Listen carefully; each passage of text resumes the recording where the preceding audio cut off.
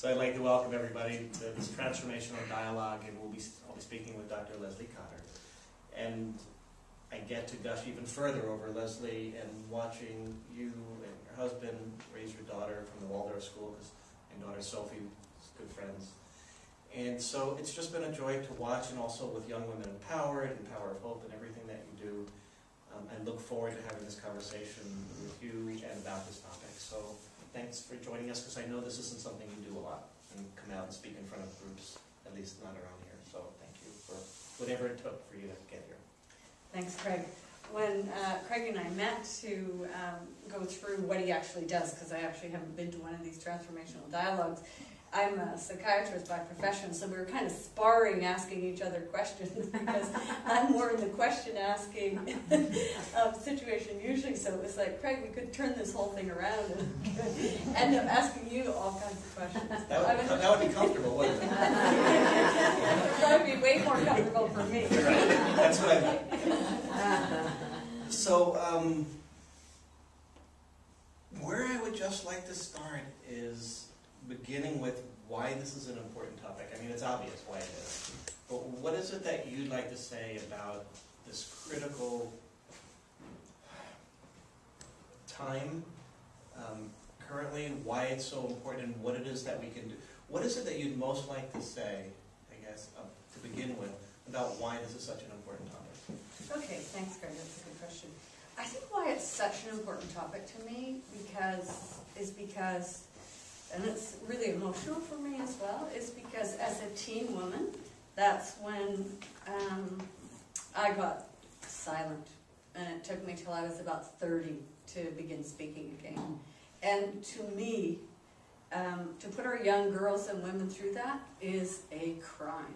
And I just can't bear to see their incredible, beautiful energy silenced and stopped. And they need a lot of attention and support, and we need to turn a whole bunch of ideas that we have about girls and young women on their heads. And I don't want to see that anymore. So, and it was also, my daughter was becoming an adolescent, so she was moving into pre-adolescence and adolescence when I started to say, okay, I gotta do something here, because I'm not really sure how I'm going to negotiate this, because her childhood had been so blessed. Because my own childhood was blessed. And so that was pretty easy for me.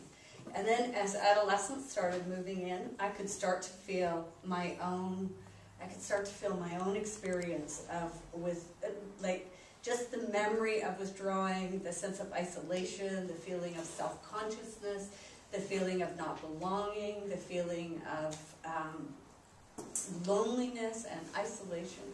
And I really didn't want that to happen to her. And I felt like, wow, I really need to get involved in understanding what teen women are going through today. So that's why it's so important. I mean, it wasn't easy as a psychiatrist to understand how to do that. A little different when it's your own. I mean, what was that? Like kind of knowing intellectually things you should do, but then how do you do that as a mom? Yeah. What was the difference? I don't know, like, how a psychiatrist really has plays into it. I suppose, like, the reason why I became a psychiatrist in the first place is because I've always had this intense curiosity about people's inner lives. And I can remember as a little girl sitting around tables where adults were talking and feeling that I just couldn't get enough information about what was going on. Like, okay, that guy there, he used to be with that woman, and now he's with that woman. And I used to say things to my parents like, she used to be his wife, but now he's using her for his wife, and could you tell me more about that? And whose children are these? And it was always kind of silent. So I came into psychiatry, I think, so I had the right or the freedom to just ask people whatever I wanted to ask them about what was actually happening and what was going on. And so but I don't know how that relates to, I don't think it particularly equipped me for thinking about the social and personal experience of girls growing up. And I knew about my own experience, but you know, what were we going to do about girls' experience now? Had it really changed? This was the question I had. Had it really changed? were they becoming silent like I had become silent?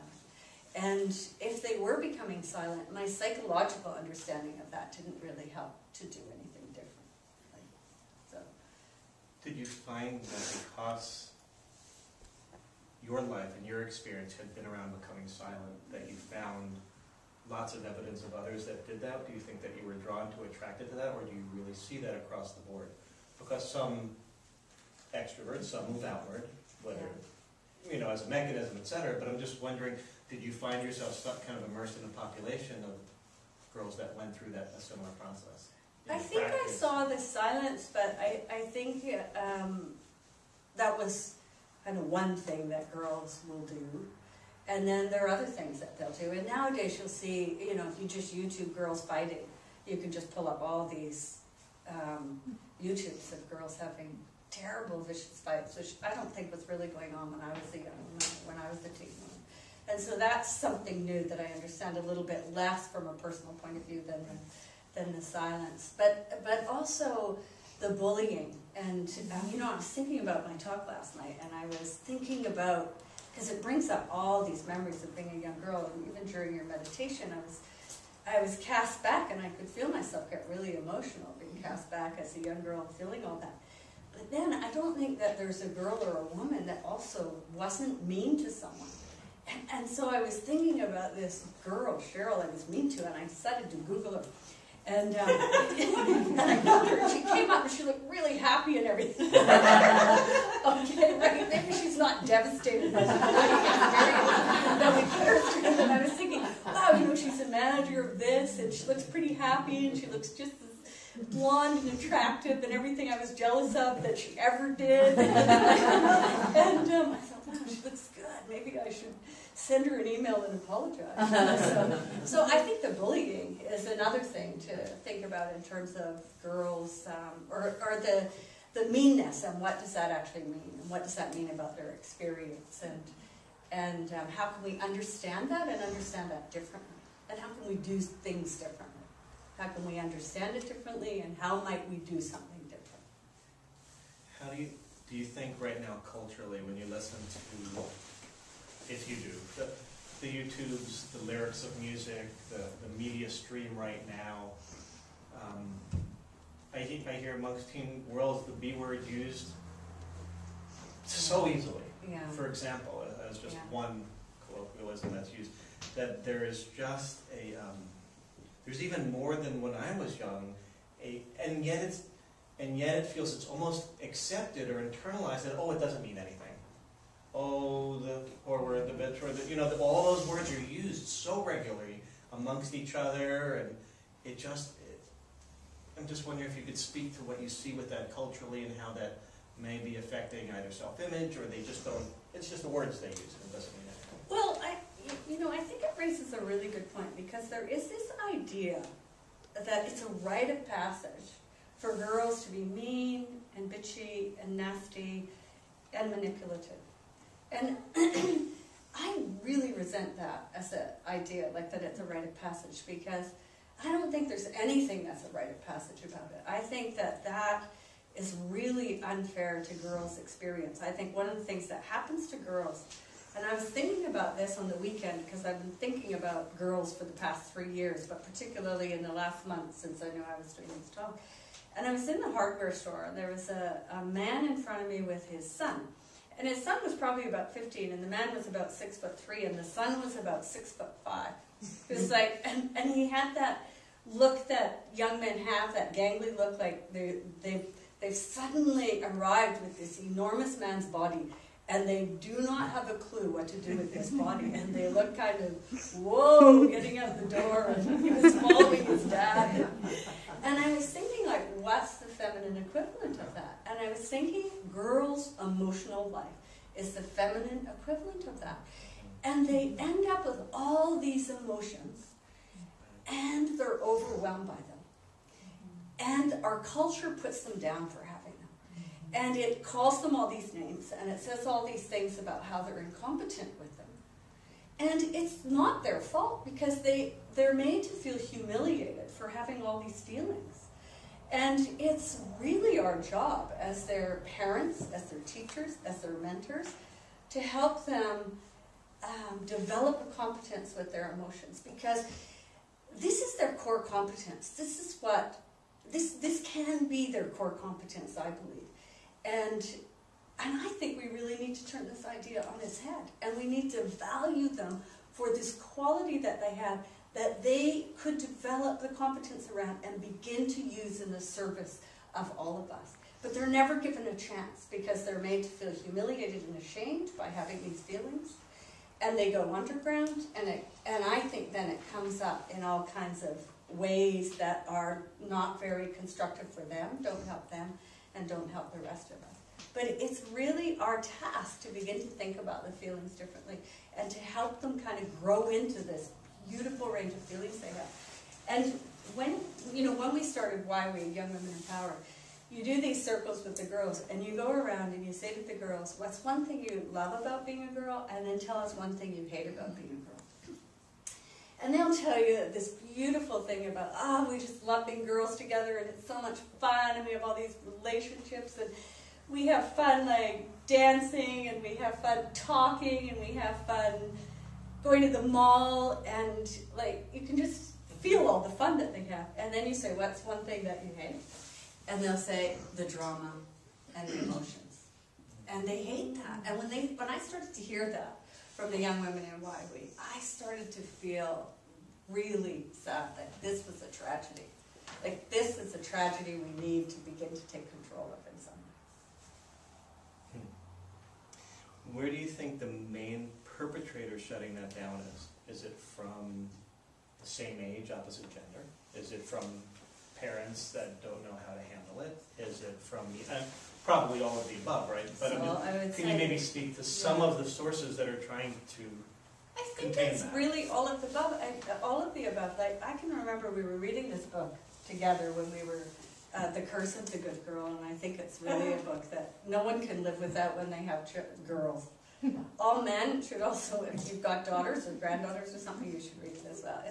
It's really brilliant, and I've read a lot of the girl books, and I think this one's the best. It's really psychologically very sophisticated from my reading of it. And we started going through this book together, and there's a whole section on how we shut down our feelings. And I can remember I was having this conversation with Peggy, and it was an intimate conversation about something that was happening to me. And we'd just done this workshop on how women and girls shut down these feelings and stuff. And I was upset about something and telling her something, and she said, you're doing exactly what we talk about. You're shutting down your own feelings. It's okay to just have that feeling.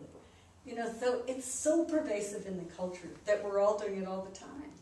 And we don't develop our competence in it because we're ashamed of our feelings. There's so many feelings that one can be ashamed of. But it doesn't help to be ashamed of them. It doesn't help us develop and grow as human beings to just feel shameful around our feelings that are difficult. Like when girls feel jealous of their friends, that's such a difficult feeling to have. As women, we feel jealous of our friends. It's such a difficult feeling to have. What helps us deal with that is the intimacy and love between us, where you can actually say to a good friend like Sally, gosh, I'm really jealous that whenever you get up and speak about the environment, you really move the entire audience. That makes me really jealous. I'd like to have that capacity to do that. But to begin to be able to talk about our feelings in this way, I think, will help us all. And it's not like we have to act on the feelings, but the feelings are there whether we talk about them or not. So I would say it's really the whole culture, or the whole society. I won't say culture, the whole society is wanting to shut it all down because we're probably frightened of it. Do you think that there's a place when we speak about the largeness of emotions, especially when they're emerging like that, I'm going to put it in the frame of a reference of schools that have no rules, that have no boundaries, that have no, is there room for just expressing whatever, whenever, however? Right? I think that sometimes if we look to, okay, should there be any guidelines, any kind of holding with that or a safety with that? Because sometimes it can cause harm, sometimes it can cause them to be mean. So how do we provide some sort of safe container and yet allow that kind of freedom of expression so that it becomes a solidly ingrained part and doesn't shut down Well, I think that's where the developing the competence comes in terms of the feeling. Like, it's not just that we want to be out there expressing all these feelings and to have free reign, because it would be pretty messy out there with free reign of all these feelings. But we want to begin to understand them. Like, I remember the first time Charlotte said to me, "That's my daughter." And every little story I'll tell you about her tonight, there's about 5 or 6 of them. The couple I don't have permission to talk about, and about 5 or 6 I have permission to talk about. And this was one of them when she was about 7 years of age. I can't remember what the circumstance was, but it was something to do with a little friend of hers. And she turned to me and she said, "Mom, I think I'm jealous." Like, but there was no judgment around the feeling. Like, she was just like, and it was like a revelation, like, that person had something she wanted, and she was saying, "Wow, I think this is jealousy." Like, and it's not that I would necessarily want her to act on that in the way that you see and understand around, quote, some of the girl culture and some of her experiences.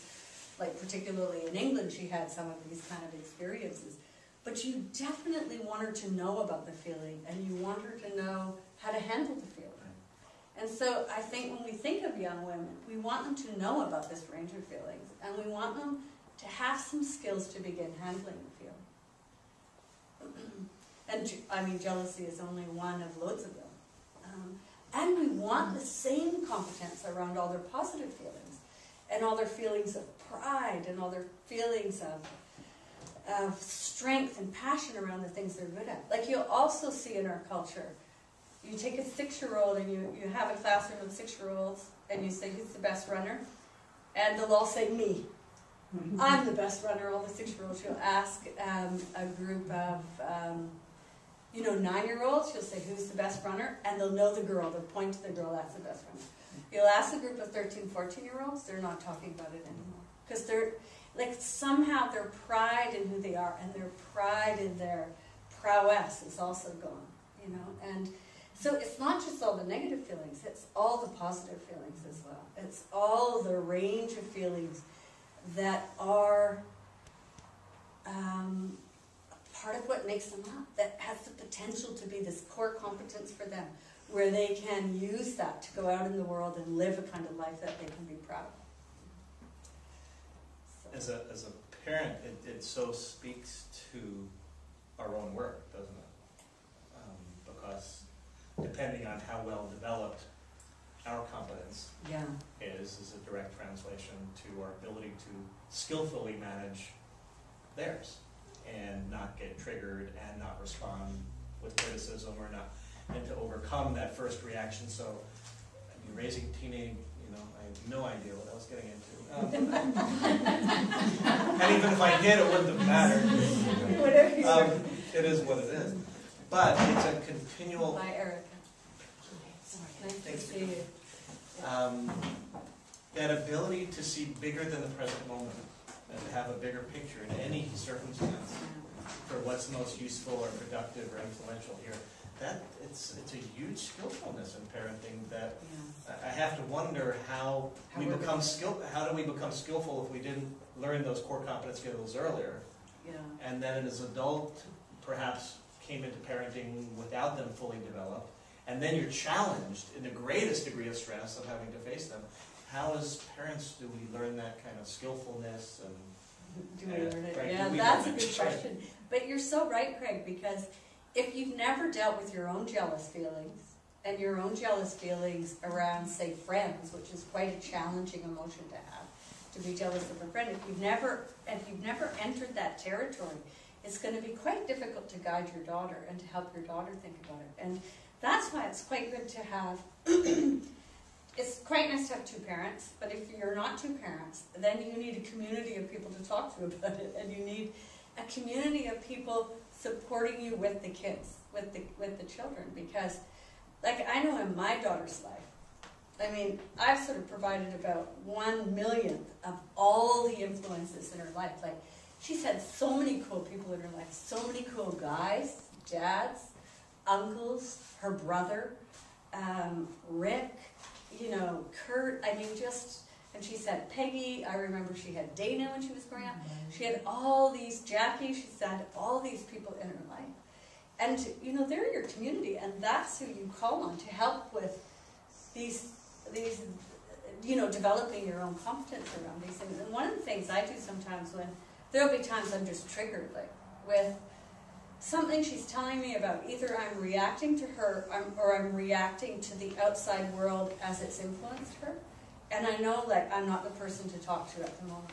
And I'll say to her, this is an issue to talk to your dad about, because he's really good around certain things that have to do with, he's not so plagued by what the world thinks of him. So if I'm giving her a response that comes from, I'm too sensitive, like many girls and women are, to what the whole world is thinking, and so my response is going to be that way. David's the person for her, because he's not so plagued by that. So, and she'll go to him, and she'll come back with this sort of sense, well, they're not going to like me for this, but I feel like I need to go ahead and do this anyway. So it's good to know, like, what your areas of competence are, so you can kind of share the burden. Or I'll talk to Peggy about those things, or Jackie or Sally, or like, well, I'm getting triggered around this, what should I do around this? And I think that's how we develop our competence. And sometimes we're only in the girls group, like, we're only 5 minutes ahead of them, and sometimes they're like 3 hours ahead of us. So they're ahead of us, and we'll go, well, who is leading who in the group today? It certainly wasn't us. We had this like idea we were going to lead them and impart our wisdom, but it's still not happening like that. I think that idea of the community of raising a child. It's funny, because growing up I didn't have that. I don't remember a lot of mentors, and it's been my great so much gratitude for me to watch, for example, Sophie, and have her just come back from times with, you know, or Peggy and Sally, and just hear, oh my God, she's just fabulous and wonderful, and I'm like, oh, I'm so glad, because I don't get that part sometimes, right? And so to have... You don't get that? Oh, the great part, so much she's so kind and patient. And, you just not say that about you. Right, like, no, in other words, there's a difference with how they behave at home and with others. Oh, yeah. And it's really helpful to have those other experiences to realize all the different aspects, because you get used to a solitary facet. Yeah. This is how they are at home, or with any one parent, etc. And I don't want to say it's, well, it is a relief, but it's more than that is the power of getting to choose family, in a sense. And you're getting to choose influencers and role models and mentors. And it's almost like that's as important as the parenting role itself, is choosing, I think, is those circle of other influencers. Because you can't always control the teachers, and you can't, you know, there are those that you can't control, or the friends necessarily. So thank you for that piece, because I've really come to appreciate how important that is. Yeah, and it's, well, and they have you too, because you're someone that's come into their life that, and I mean, this is the value of stepdads and stepmoms, and like, you get to be families with a lot of different people, and you know, you're a positive masculine influence in the lives of Noah and Sophie, and you're like another incredible man that's in their life, and and I think it's just adding to the nurturing pot that is available to us. Yeah, and I remember, like, in the girls group, Sophie, it was, do you remember we were up at the story house that time, and we were going from Young Woman on the Rise to YWE, and Sophie was our student intern, and we weren't really sure whether we could get the name Young Women Empowered. The young people came up with, yeah, let's call ourselves Women Empowered, and it came down to Young Women Empowered. And so you have to call up and get the domain. I mean, I was learning only like 2 minutes before Sophie learned it. And she goes, oh, I'll call. And so she gets on the phone and she calls up, and we're all, the mentors are there, and a couple other of the young people interns, like the young women interns. And she gets on the phone like she's done this every day of her life and says, oh yeah, like, we really want this domain, and could we have it? And I'm going to leave my telephone number, but you need to call us back, because it's really important that we find this out pretty soon. It was like, and that's part of how the mentorship works, is really, oh, she did it with us there because she was surrounded by this support, and she just had the courage to, it's a small thing maybe, but it's a big step for her competence, her doing her own bidding, you know, overcoming her fear, like, and taking a risk, which is the other really important thing that young people need to be doing, taking risks and being with their peers. There have been several articles that have come out of research of teens are the way they are, and their brains are the way they are, that create risk-taking behavior, not because they're stupid, but because, as people may have thought, reckless, but literally it is that necessity to find out what's safe, what can I do, what can't I do, and as part of the neurological process of the brain, that's an absolute aspect of that time. So I was wondering if you could speak a little bit maybe to what we should be observing about the brains of young adolescents moving into adulthood and things to consider with that. Yeah, they used to think that the brain stopped developing at the age of about 10 years of age. And now they know that it goes on changing and reforming till they're 25. So when you're wondering why your 15-year-old daughter has lost yet another raincoat, it's just like she's not yet like managing all the tasks of adult life. But somehow, because she's got an adult body, the expectation is that she should be getting all these things organized, you know. But not. It doesn't actually fully develop till, 25, around 25.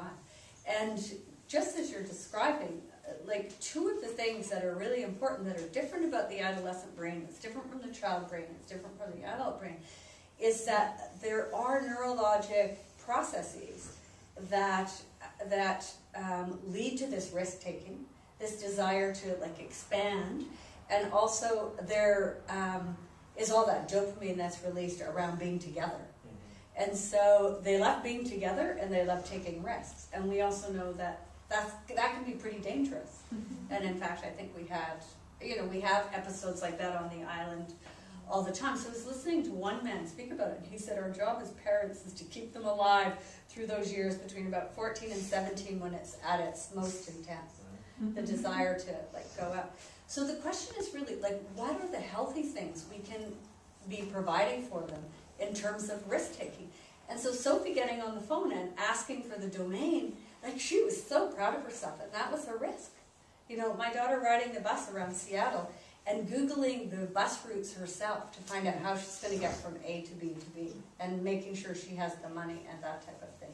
Going out with her friends and being in what are the things that you can provide for them? In YWE, for example, there's all kinds of opportunities that we give them to take risks, to do theater improv, to do some of the arts, to do some of the workshops that we provide for them so that they're speaking in front of a group of 300 people. Or just even in a small group sometimes, like a group of 5 people. They would never have spoken up ever in their classrooms, ever.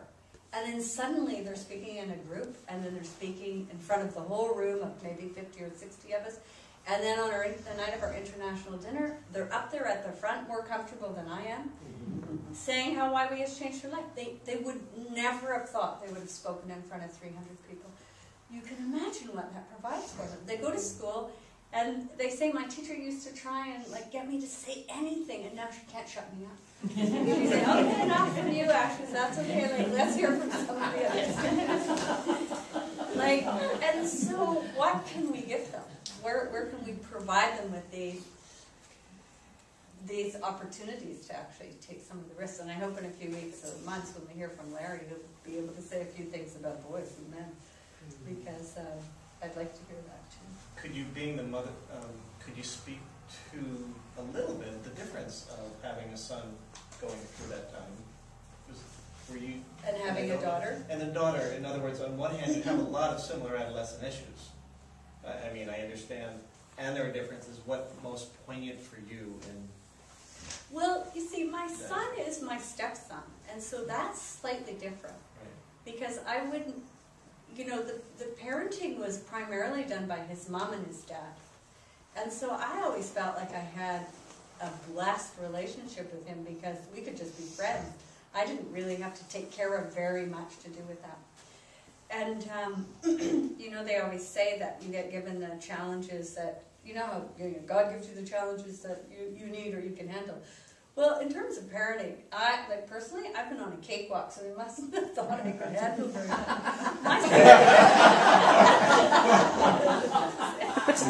Oh, okay. Wow, I feel really silly.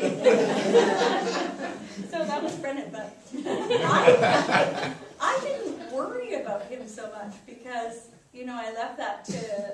Kevin and David to do the worrying around where he was and so on, and they did all of that. But it is different having a son from a daughter. You worry more about your daughter because you feel she's more vulnerable in the world, and so the issues are different.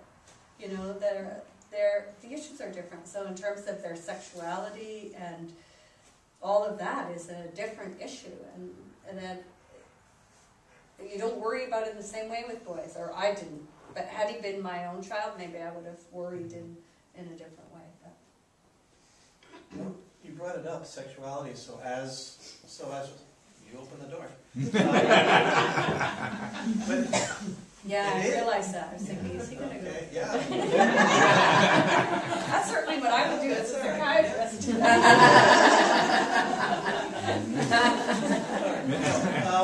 But it is. It's that. So if you could speak to some of the primary things when you're looking at the sexuality emerging, you're wanting to provide a safe container. Mm-hmm. You're trying to allow for safe, yet not too risky, yet it's their nature behavior. How do you provide that gentle container of support, yet freedom, trust, yet not? Yeah. Okay. And so with that, I was just having a conversation with somebody the other day about teens, and I said, you know what? Essentially, I don't trust them at all. And I mean that in a good way because I know that at any one moment it might be a truth or a lie. They're doing their best. I have faith that they're going to do their best, given the circumstances, given who they are at that time. But trust is like something that can be broken, so I don't like that word because it like holds it to such a high standard that I can't even hold myself to. I tell myself I'm doing something today and I break it within hours, so how can I trust somebody else? So could you speak to kind of having that faith in them, providing space but not too much to keep them safe? Yeah. Okay, so you could imagine this is like when I talked to Charlotte about what could I talk about. This was totally hands off. Right. This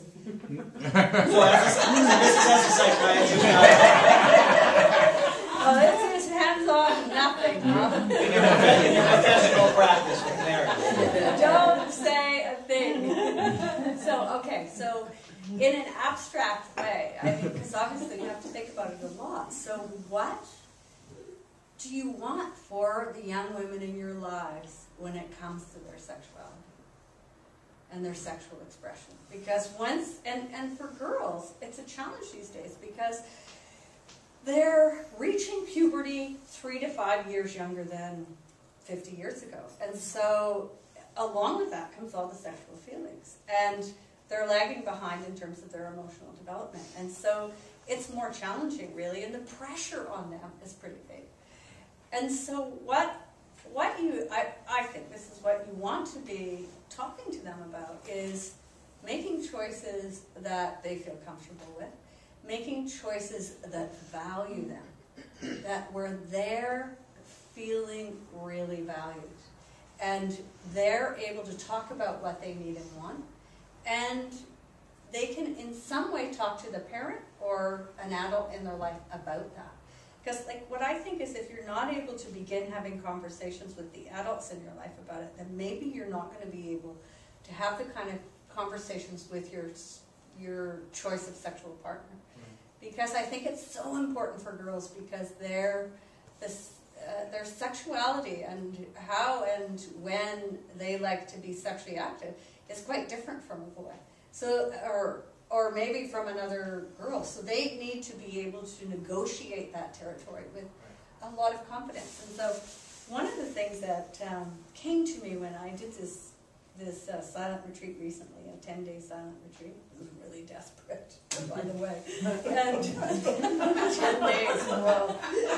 Desperate during the retreat or to get to the retreat? Well, it was desperate getting there, but not as desperate as arriving and starting. I was on day 1, right? And I thought, I know I haven't done really any meditating for a couple of years, a little bit lying down in bed, and falling asleep whenever I wanted to. So some really low level, meditating, and I get there.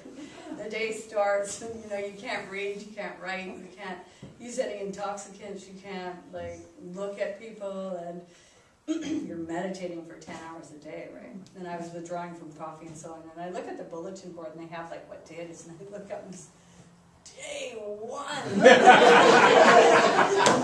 Holy smokes! This is gonna be desperate. I did manage to get through it, and it was one of the. I talked to you about it before I did it. You were all casual about it, but you must have known what I was getting into. And it was scary. But I had this revelation when I was midway through the meditation retreat around girls and their relationship to who they are sexually. And it partly came out of a conversation that I had with Cherub, you know Cherub in our community, because we were talking about this on the beach one day a few years ago. And the way that I like to think of young girls as they're approaching their sexual life is that they must see themselves as goddesses. Nothing short of that. Very nice. And that's how they need to see themselves. And if they're going to engage sexually with somebody else, that person needs to see them in that way. And what they need to develop is the capacity to discern that. That's what I think about. That's and awesome. Awesome.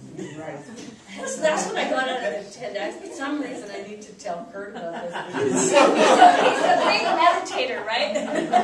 He knows how desperate it can really get when you sat on your knees for hour 6 or whatever.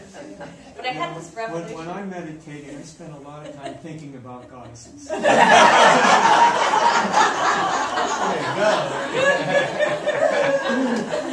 That's great. So how do we create young men that see goddesses? I don't know about that. Like, I've just been thinking about girls for a I'm while. sorry. So That's next week. I'm going to need to spend 3 years thinking about Okay. boys, because I've been thinking about girls all my life, and then the last 3 years a lot, and the last month a lot. So the only boy image I had was that tall lad in the hardware store, and I started to think, oh yeah, boys and boys, and thinking about boys. But I don't know about that. But I think partly, if girls are able to experience themselves that way and to carry themselves in that way and to really believe in themselves as a goddess, then they're going to begin to create that. And I think the reason that parents worry so much about it is because they're not sure that their particular daughter is able yet to discern that in the choice of sexual partner, and they want their daughters to be experienced in that way. And I think it just like, let's turn some of our conversations on their head and have like a different conversation about girls' sexuality, girls' emotionality, girls' prowess, I guess I would call it, girls' strength and character. Let's have different conversations about that really value them. Well said. I think it resonated in the room very strongly. Girls are so great. I was in a school the other day recruiting for our program. We had this little table with all our pictures and so on. All these girls are coming out and I was going, girls everywhere. You know, like they're just so great when they're happy and they're engaged and they're excited, and when you create a place for them to be that. You know, they're just a ton of fun. Explosive energy. You know? When we have the overnights, and Yeah, there's right. 4 to 8 of them, the house is just volume and energy. It's just, it really is. And a lot to talk about. And a lot forever to talk about.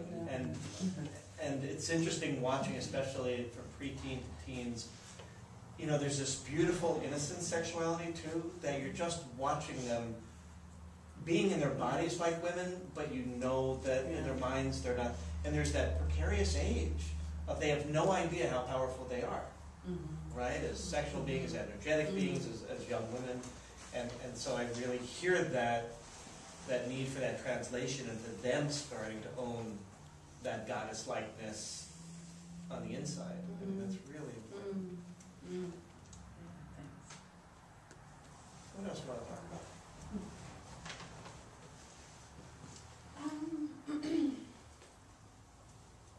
We can open it up at any time, but I wanted to give you the opportunity if there's some other arenas you wanted to make sure we got to. I think it'll come if people have any questions or thoughts or something. Nothing's coming to mind really right now. I think I've said a lot about haven't talked like specifically about young women empowered, but you know, I mentioned it, and I can talk a little bit about that. But you want to hear about that? Yeah, I want to hear. Like, I think the title of the talk is, you know, how we can help young girls become empowered, and I'm really curious what you're doing in your work in young people, young women empowered, that you feel is like the best things that are helping them. Okay, Good question. nice question. Well, I think when we started Young Women Empowered, we did want to turn some of these ideas on their head, and the one being that girls are naturally mean, nasty, bitchy, and manipulative. And we wanted to provide an environment where they were cared about, where they were valued, where they began to see other girls and women as a strong force of support that they could rely on to live out their life dreams. So that was like the premise that many of us came together to create a girls program around this. And we were about 20 or 30 mentors, ranging in age from 19 to 67 or 70, I think. So we were multi-generational. We were a diverse group of women from all different cultures and races.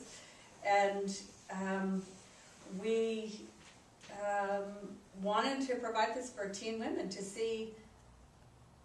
just prove to ourselves that we could do this and that girls would thrive in this environment. And I think we've done that. And they do thrive in the environment. And we also provide an opportunity for them to build some of the competence around their emotional lives and their friendship lives and skills to deal with conflict. And we do workshops in those particular areas. We use... Can I get you a little more detail? Because you have people going, okay, great, you do workshops that do that, and things that do that. Could you speak maybe just a little bit more detail? Started like you did before, maybe arenas that, is it circles of groups, is it one-on-ones, is it a teacher teaching, is it just a little bit more so as parents and community? To see what the process is. A little bit. Yeah. So we would come together and we'd be in a big circle, and so we would start with an invocation and an opening. So someone would read a poem or do a dance or do a movement piece. And as much as possible, we're trying to get the girls from the moment they walk in the room to begin doing things like that. And some of them come from different of our communities. Like a lot come from Power of Hope and Pi Global, where Peggy's been really active. Jackie's community as well. So they would know some of the young girls coming in or some of the teen girls coming in, so they would immediately sort of step into that. So they're collaborating with us from the beginning. Then we would do, possibly we might do like a plenary altogether. So we would do one maybe on friendship, on conflict resolution, something like that. And then, so someone would do, it would always be quite interactive and less teaching and more interactive and facilitative. And then we would break into small groups, and this is where I think part of the magic happens in the day. So when you break into a small group, you'd have 3 or 4 girls with maybe 2 mentors, and then you'd have a series of questions that you're working through. And in those small groups, the girls really thrive, because if you're quite shy in a group of 60, you can just hide out. And in a small group of 5 or 6, you can just begin to put your toe into the water and say a little something. And it's through that process that their voice really begins to develop, I think. And then when you come back as a big group, sometimes one of them would be the spokesperson, and they would stand up and report back about what their group thought was important. And so then the pride that they have over their capacity to do that. So the process is really important, whatever we're talking about, social justice issues, body issues, media literacy issues, conflict resolution issues, friendship issues, art, and this is the Peggy's particular genius is bringing the arts into the youth work, where using the arts really begins to develop their voice and their confidence and their courage. And so there's a lot of arts that are used as well, like theater, improv, visual arts. Jackie does a lot of the visual arts, and that's another of Jackie's geniuses. you know, Jackie's worked at Power of Hope camps for years with the Art Barn. I don't know whether you guys know that, but in the Art Barn you'll often have, well, I mean, Jackie just creates this incredible opportunity to do visual arts and to just go into, and even myself who does nothing like that, every time I get to Waiwi, I race to Jackie's Art Barn, and I have all these little things that I've done, and it's just beautiful to do that. And you get some of the kids that are the least verbal, I would say, spending hours in the Art Barn, creating things, and that is them creating their voice, finding their personal expression, you know, opening up and expressing themselves, and it's just pure magic, really. It's just genius. That's just genius, really. And so that's kind of the process. And then there would be lunch and a bit of dancing, maybe. And lunch. That was a good morning. Okay, no, that would be. We'd also feed them and feed ourselves and transport us, and that's a bit about how a day would go. And so, like, embedded in that is way more than maybe appears, because, you know, the finding of your voice is so subtle, and it's so I don't know how to describe it, really. It's just incredible to see it. I mean, I remember this one time I could cry. I might have to cry when I tell you this, but we'll see. But we were doing, it was the beginning of last year, and we were, I think it was a milling thing. So this is another activity that comes out of, well, I learned it from Peggy through Power Hope and through Art of Facilitation. And so you pair with a person, and you're asked to answer a couple of questions. And one of the questions that came up was, what's your greatest hope for Waiwi last year? And what's your greatest fear? And so I was paired with this young Muslim woman, 14 years of age, in the hijab and the complete dress. And we were back to back. We turn around and we're sharing our fear and we're sharing our hope. And I remember just looking into her beautiful face, and our hope was exactly the same and our fear was exactly the same. And our hope was that we would make new friends and be able to speak up. That was both of our hope. Because believe it or not, I'm talking a lot tonight, but it's just Craig, really.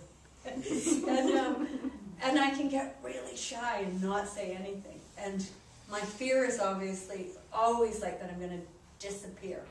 Like sometimes I get into workshops and I can feel, I'm disappearing. I'm going back into that teenage girl where I don't have anything to say, and I'm just shutting her down, you know. And so sometimes when these things start, I get really anxious because I think I'm going to shut down. Here I go, I'm shutting down. And so that is one of my fears. And so she said that, and is that, you know, you would participate, and our fear was both that we wouldn't say anything. And I remember just looking into her, like, gorgeous face and just going, wow, this is a privilege. Here I get to be with this young woman I would never, ever get to talk to or be with in this way. And we're sharing our humanity in this way, and we're finding a voice, at least to talk to each other right this minute. And I mean, wow, what else is there in life, really? I'm not sure. Oh, it was incredible, that. And so, I don't know, I think that's kind of how it goes. And you know, you don't have to be part of Waiwi to make a difference. You know, like, that's just one way to make a difference. I think it can start with just changing our ideas about who girls are. Boys too, but I'm just talking about girls tonight, but who young people are. And I used to be afraid of young people. When I first started, I was like terrified of them, and I went off to my first camp. Just Peggy thought it would be a good idea. She has that impact on people. Yeah. I was going, well, I don't see why it's that good of an idea. Young people scare me. And particularly large groups of ones talking. And so I happened to move to England at the time, and I went off to this camp, and I was just, the whole camp, I was excruciatingly uncomfortable. Because even though like girls are taught to be nice and that whole thing, you know, if you're not yourself, they are not interested. And I didn't feel authentic. I couldn't find any way to find a foot or anything, you know. And so Peggy just said, well, persist, go to another camp. So I went to this other camp down with, Peggy teaches this course, Heart of Facilitation, with Hanif Fazil, and they put together this brilliant program, and I took it, and then I started co-teaching it, but I took it years ago, and Hanif said, would you like to come down and be a counselor at one of my camps? His camps are step up, and they're slightly different. Peggy said, I think it'd be good to get out there and do some youth camps. So I said, okay, I went down, and I had this experience, and you know, we were doing this ropes course, and the whole idea of the ropes course was, I don't know, have you all done a ropes course? I've never done one really, but anyways, I was coaching these kids doing the ropes course, and the whole idea is you overcome your fear by jumping off things and climbing up things, and then you build the competence then and the strength inside yourself to then get good grades in school and da-da-da-da-da. Okay, so we're at this giant swing thing, you know, like these two big trees with this enormous swing, and one after the other, the kids are going up on this thing, and there's this girl there, Becky, and she looks over at me and she goes, why don't you do the swing? And she must have seen the terror across my face. And I looked at her, and I couldn't say anything, I was speechless. And she goes, you're afraid to do this swing. I'm getting really terrified because I know where this is going. I'm saying, oh no, and she goes, everyone, Leslie's afraid to do this swing. And they all go, Leslie, do the swing. And they all go, Leslie, Leslie, Leslie. We're shouting this. Like, how did this happen to me?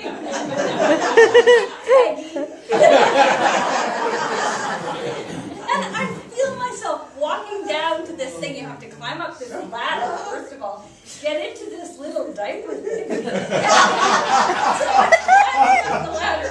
I'm clutching the ladder like this. I don't even like getting up the ladder. I'm standing at the top of that. I'm putting my legs in this little like harness thing. And then you have to pull yourself up like this between the trees. I cannot tell you. I was pulling myself up between the trees going, how am I going to get out of this? And I was sure there was a way out. I was sure there's always been a way out of everything except having Charlotte. And I remember thinking, there's no way out of this. That was really terrifying. Going up this swing thing was almost as terrifying. And you can go like right to the top, or you can go partway up. And I would stop and go, okay, how am I going to get out? And then they would all go, left! And so I was going upward. And I'm feeling more and more desperate and hopeless. And then you have to pull the little hook, right? Oh, yeah. Okay, so just as I'm about to pull the, I'm yelling down at them like I'm vicious. Like I'm going, I'm not going any further! I'm not going another bloody foot! They're going, Leslie, one more foot! I'm going another foot, right? You can do it! They're all saying to me, like, who's coaching who? And so I said, this is as far as I'm going. I pulled the thing. Oh, it was terrifying. And I have the biggest open mouth yell I've ever had in my entire life. And when you know, just as I'm howling and hollering, Hanif comes around the corner and sees me. I'm supposed to be coaching these kids.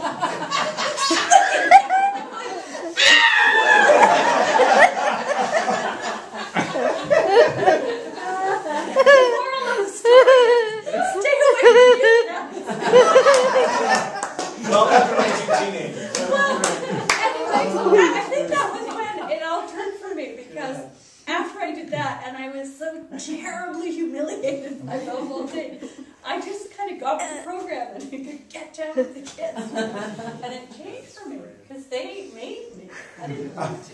They made me. Oh, that's great. So it's like somehow getting to be real with them. And they call it out of you. Like if you're not, they're going to call it out of you, one way or the other. Wouldn't you say? Yeah. And then it's the best thing. because you just find somewhere in yourself and you realize it's not that difficult, that they want your love and they want your attention. And they want to show you who they are. And all you need to do is look and pay attention. It's quite simple, really, in the end, you know. And it's pretty magic.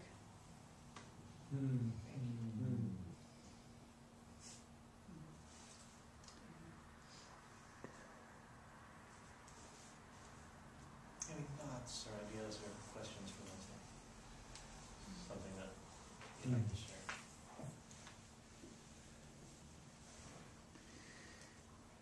Craig said a sentence that stimulated me, which was, that girls have no idea how powerful they are. And I'm more into the sort of male side of kind of in this conversation, and I think it's true that girls who don't know how powerful they are, and it becomes a real problem for boys. And I'm just curious about how that conversation is for you, and it struck me when he said that.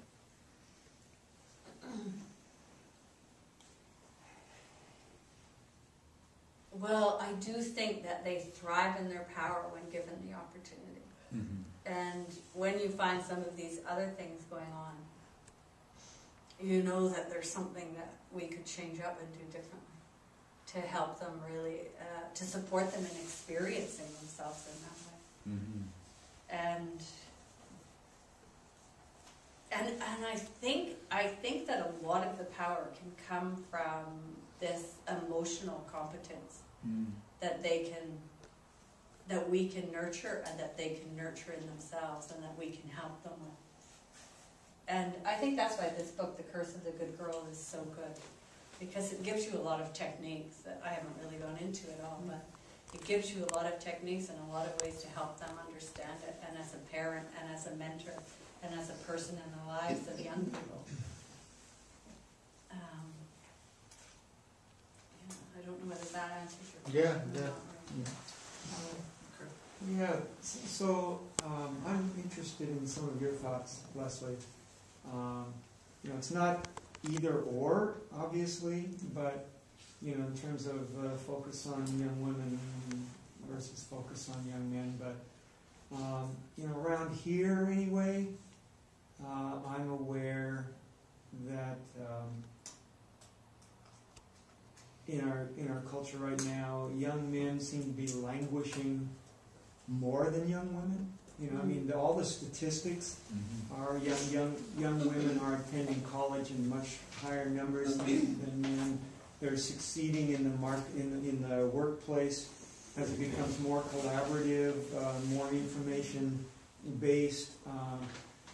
The tools of social media and so forth play to women's strengths, and young men are clearly, especially in this economy, languishing and really failing more than women. That's my sense. So I just wanted you to get some of your, off the cuff take on that. It's interesting because as I was standing in the hardware store behind this lad, and I was thinking, wow, it would be really wonderful for me to turn my attention to young men, because I haven't actually thought about them for a while. And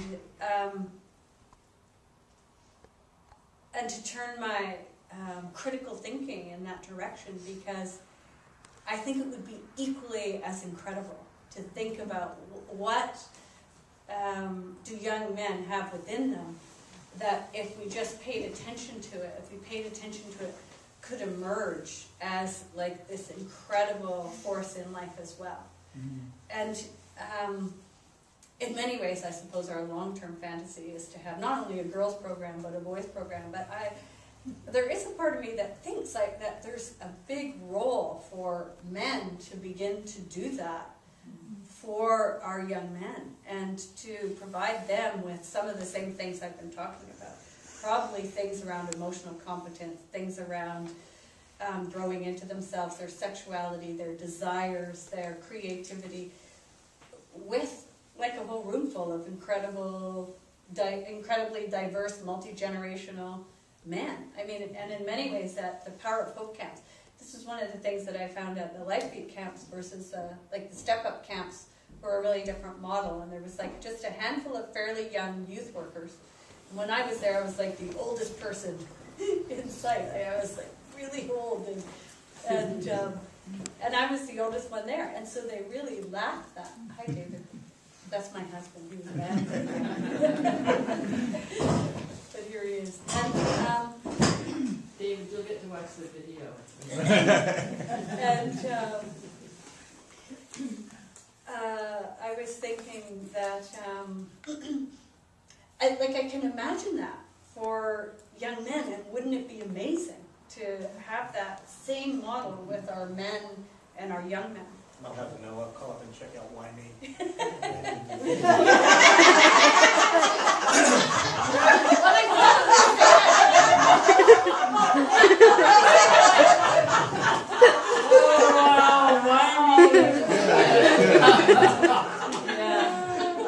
So you've got your walking papers there. Yeah, it's Sandra Rodman. Hi, Sam. The extraordinary nature of what you're doing for me is that this discussion about the power of young women, just what Rick noted, that sentence hit me too. They don't know how powerful they are. They don't know who they are or what they can do. And what you're providing is so extraordinary is you're not a parent, you're not their teacher, you're not their boss. There's a new platform for a safe environment for mentoring. If I had had that as a girl, I mean, my substitute was theater. I was extremely emotional, and I poured it all out on stage and won all kind of awards, and that paid for college. Talk about practical. And I had no one to talk to about how to go through this who wasn't a friend of my mother or a psychologist. That has a bad connotation. This is extremely important for the young men and the young women, and maybe if you get a program going for both, to me the holy grail is they come together and have a little open, creative talk that's very affirmative, so that the girls see that the boys have these enormous anxieties about them, and not just that they feel bad. So I can't affirm you more for what you're doing. Very powerful. Thank you. Thank you so much. Well, it's interesting that you should say that, because my daughter comes every now and then, and you know, she's really at an age where she's pushing me away, and we've been really close, and that's what her job is right now, and I'm very happy that she's doing that, and it's difficult for me.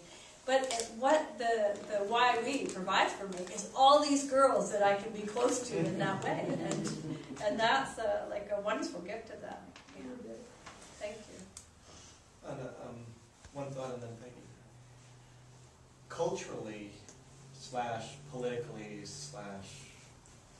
nationally, at least, it feels as if towards the female gender there's a negative backlash movement moving backwards in some ways, that's affecting perhaps half the population. And so it feels to me like right now it's even more important, this work, to have that inner strength to counteract some of those forces in the media and other things. Can you just maybe speak to, is that showing up in conversation, how that's maybe, how you're seeing that? You mean within Why We, or just in girls in your relationship, whether it's professionally, at home, Why We, etc. Are they seeing that? Are they feeling that? Are they? Well, I think if you look at some of the statistics, there's still the ceiling, and women are, you know, in 15%, even though it's one of the best times for girls and women and young women in terms of high school and their grades and getting into college and doing well, you know, being spokespeople in their high schools. They go to college and then they do really well, and then when they get out into the work world, something does start to shut down, and they don't end up in those more powerful positions. So there's something still stuck. And when we first started talking about this leadership program, all of the mentors, all the women mentors were all having a crisis about it, because we started to really think about where is leadership showing up in our lives, and where is it available, and where are we actually not rising to the occasion and not inhabiting it. And it was quite a crisis for us, because we were thinking through our lives saying, wow, I really turned down that opportunity, or I never inhabited that in the way that I could have. I acquiesced, I didn't use my voice. So, I mean, I think in a way we're all in this together, you know, and we're moving ahead as we go. And as much as we feel we have something to offer the young women, which we do, we're very much getting something back in terms of the whole question of leadership and how are we actually stepping into it ourselves. I don't know whether that answers your question. That's fine. Hey, that's okay. It's all good. Well, it's just a comment which I think I know you would agree with, but I think one of the things that makes the work with young people, whether males or females, so easy is because I don't think it is that they don't know who they are or they don't know what's inside of them. That young people have a huge idea of who they are and of what they hope to be and what their greatest hopes of who they might be if someone would just see that in them. And so really, we're just really reflecting back what they already know in themselves, but is not getting reflected back by the media or by the culture at large. And so it's not like we have to implant anything in anybody. And that's why, as Leslie says, it's so powerful for us who, for years, working with teenagers, people would always say, oh, thank you so much for working with the teenagers.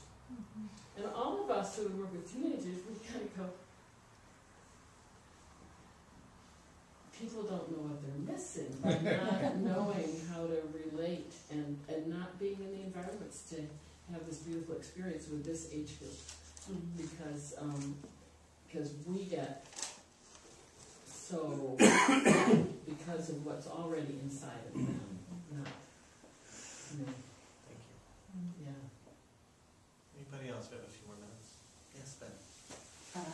Eve Ensler, who wrote the Vagina Monologues, and we were fortunate enough, my daughter and I, to produce and direct it here for 2-3 years. Oh, nice. She has written a piece called I'm an Emotional Girl. Oh yeah, I've seen that. And what I'm hoping is that we'll get the script eventually. She's still performing it. But once she stopped performing it, she'll do the same thing that she did with the Vagina Monologues. And then we'll bring it here. Lovely. That's lovely. Thank you. Look forward to it. No, somebody else.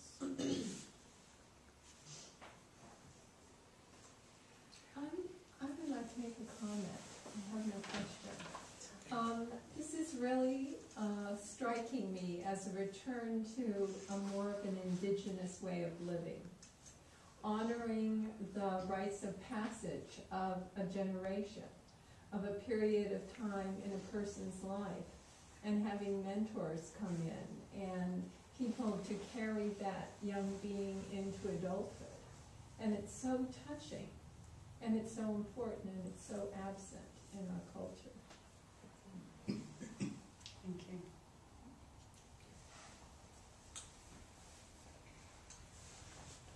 I want to just thank the women that I've gotten a chance to work with in this program, because being one of the older women, I'm probably mentally and emotionally one of the younger women. But the dynamic that occurs from the time the program starts to the time the program ends for the year is like, it's just unbelievable to witness and to see the strength, the autonomy, the desire, the sparkle in the eyes, not only for the young women, but also for the mentors and leaders. And it's that dynamic that nurtures all of us. And it's, you know, I think in terms, having been a high school teacher for many years, and thank goodness for the Power of Hope and for Why We and some of these fabulous programs. I think of this often in terms of being a mother and what would I tell my daughters now? I have 2 daughters who are grown. It's such an honor to be able to be part of this program and know that there's something really dynamic going on in our culture that's making a difference in young women's lives and just in general in women. It's like, I feel like I'm, for whatever years I have left, it's such an incredible contribution to the community and to the world. And I appreciate each and every one of our talents and gifts for that purpose. Oh, thank you, Leslie. Thanks. One more thing. My granddaughter is in the room. She's 14. And I want to honor you for coming tonight. I want to thank you. And you're doing a hell of a job on that video. He's doing the video. You know, it's funny that as we come to a close, there really seems to be one significant emotion that's so palpable, and it's gratitude. Right? It's the gratitude for the courage to be here. It's the gratitude for the mentors who give their time and energy, and the leaders who've created programs who've exemplified women in leadership as mothers and as teachers and mentors. So I'd like to just end with a moment of just silent gratitude and just expand that out for a moment. If we look at everybody in the room, to daughters, granddaughters, women on the island, and just take a moment to just send that out with us. It just is so rich and palpable right now.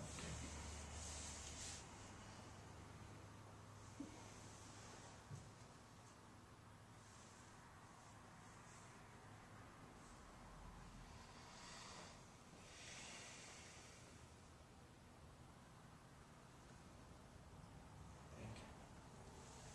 So Leslie, I'm filled with gratitude for you being here. Thank you for having me. Thank you It was so fun. for overcoming whatever part of you was scared to come and to speak your voice. I'm very appreciative. So will you be here if people have questions about why we? Thank you. Sure. Thank you. And thank you for your donations to